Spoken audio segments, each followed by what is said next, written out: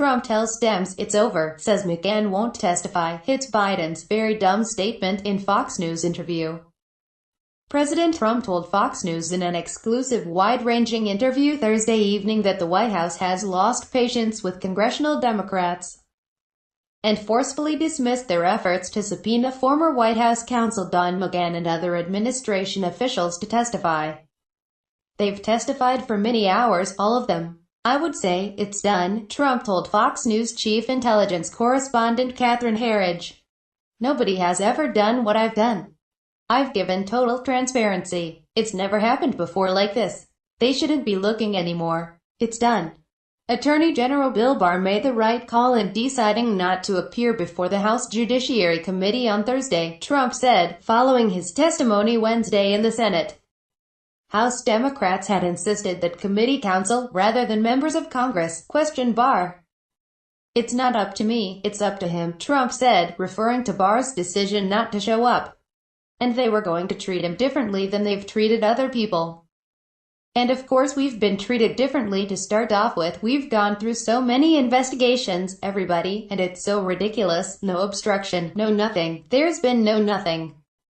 There's been no collusion. There never was. They knew that from day one. Trump added, in a shot at the total cost of special counsel Robert Mueller's Russia probe, even my finances, it must have been looked at for $35 million. I assume they looked at my taxes. I assume Mueller looked at my financial statements. For $35 million, and having 20 people, 49 FBI agents, and all of the staff and all of the money they spent, I assume they looked at my taxes, which are fine. Except they are under audit, by the way. The New York Times reported earlier Thursday that the FBI secretly deployed an informant to London in 2016 to gather information from then-Trump foreign policy aide George Papadopoulos, who told Fox News later that the informant posed as a researcher and tried to seduce him. Former FBI Director James Comey, Trump told Herridge, probably was one of the people leading the effort on spying on his campaign. Trump said we will find out pretty soon the extent of Comey's involvement. Former FBI Director James Comey speaks during the Canada 2020 conference in Ottawa on Tuesday, June 5, 2018. Justin Tang, the Canadian press via AP. Comey leaked and he lied, Trump said. He lied in front to Congress. He was sworn testimony, classified information. He did a terrible job. Everybody wanted him fired, everybody. Senate Minority Leader Chuck Schumer, every Democrat, almost every Republican, almost probably 100%. Trump has called the subpoena issued to McGahn by House Judiciary Committee Chairman Gerald Nadler, DNY, a ridiculous waste of time. The ex-White House lawyer sat for more than 24 hours of interviews with Mueller and featured prominently in Mueller's report. And Trump has disputed the account in the report that he ordered McGahn to fire Mueller at one point. They shouldn't be looking anymore. It's done. Trump additionally told Herridge he expected that key FBI documents that may shed light on the origins of the Bureau's probe into his campaign could be declassified and released within a matter of weeks or months at the latest. Report, FBI sent informant to seduce Trump aide in London, ask him about Russia contacts.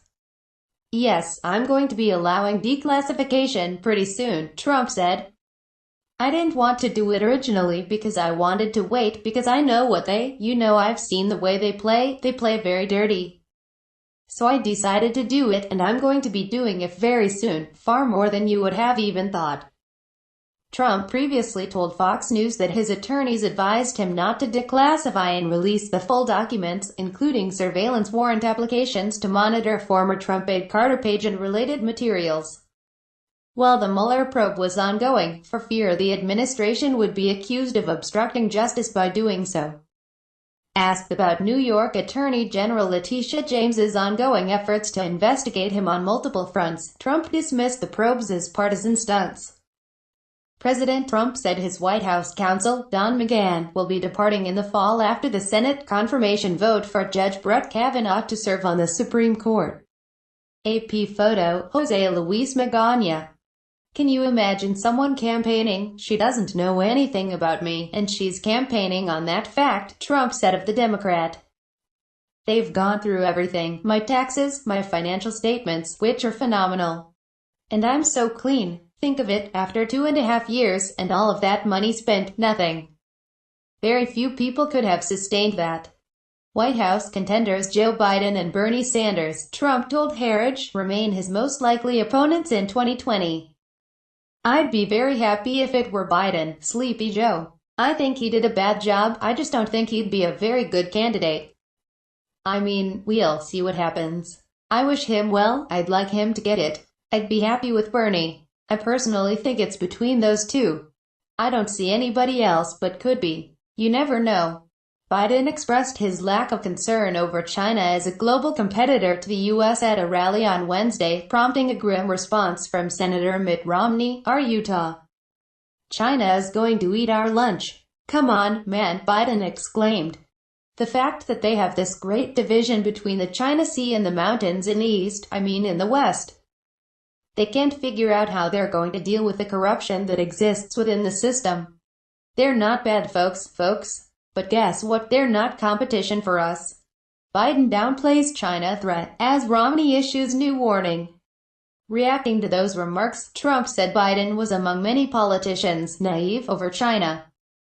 For somebody to be so naive and say China's not a problem, if Biden actually said that, that's a very dumb statement.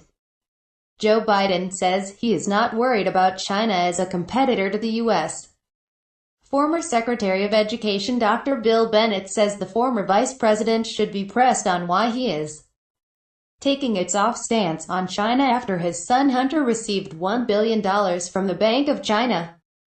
Biden has faced scrutiny over his past comments and actions in Ukraine, including bragging on video that he pressured the country to fire its top prosecutor, who happened to be leading a corruption investigation of a natural gas company that employed his son Hunter Biden. I'm hearing it's a major scandal, Trump said, after urging Biden to explain the situation. They even have him on tape, talking about the prosecutor, and I've seen that tape. They have to solve that problem. And, as protesters and military forces clashed in Venezuela, Trump again indicated his strong support for opposition leader Juan Guaido. He's a brave guy, and what's happening in Venezuela is sad, Trump said, although he refused to draw a specific red line for military intervention. There's always a tipping point, Trump said, when pressed on what it would take for the U.S. military to become involved. Certainly, I'd rather not do that. Separately, Trump said China took advantage of us on trade like nobody in history has ever taken advantage of anyone, but revealed that an agreement amid the country's ongoing trade war with the U.S. could be imminent. Well, we are very close to a deal with China, Trump said, but it's a question of whether or not I want to make it. We're going to make either a real deal, or we're not going to make a deal at all. And if we don't make a deal, we're going to tariff China, and that'll be fine. Frankly, we'll make a lot of money. Asked about the possibility of a June summit with his Chinese counterpart Xi Jinping, Trump was optimistic. I think we can probably do that. Yes, I do. I think we can do that, yes. Catherine Herridge is an award-winning chief intelligence correspondent for Fox News Channel, FNC, based in Washington, D.C. She covers intelligence, the Justice Department and the Department of Homeland Security. Herridge joined FNC in 1996 as a London-based correspondent.